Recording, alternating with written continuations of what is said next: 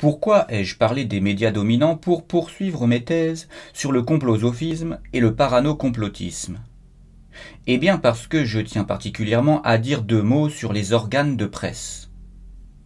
Alors que dans une démocratie réelle, le journaliste devrait être le lanceur d'alerte par excellence. C'est tout l'inverse qui est vrai aujourd'hui.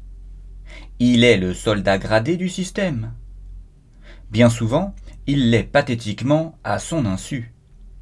Bien souvent, il ressemble à un militaire aveugle et naïf, incapable de voir qu'il fait partie d'une armée et qu'il est en guerre.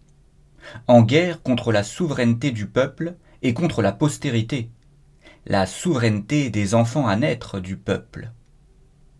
Dans un monde où les citoyens élisent leurs représentants et où tout a une valeur financière, il sera difficile de rencontrer des journalistes authentiques.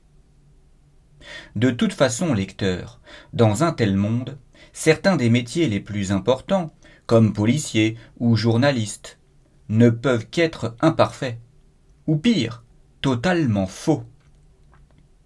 Pour que ces corps de métier soient authentiques et crédibles, il faut que le régime soit une démocratie directe, ou, ce qui est pareil, une démocratie tout court. En effet, je soutiens que des gardiens de la paix ne peuvent faire régner la paix dans un monde où ils font régner les lois votées par les représentants sans que les représentés n'aient leur mot à dire sur ces lois. Et oui, dans une démocratie indirecte, le risque est trop élevé pour que ces corps de métier soient la milice des représentants. Une milice dont un des buts premiers est occulté. Empêcher les représentés d'installer une démocratie directe. Dans un tel monde, le risque est trop élevé pour que les médias deviennent les avocats des représentants et ne traitent jamais de ce dont je viens de parler.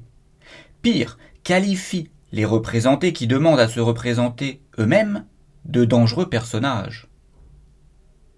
Quand la démocratie indirecte se fait passer pour une démocratie authentique, il arrive souvent que tout soit inversé et que police, médias et écoles fassent le contraire de ce qu'ils sont censés faire.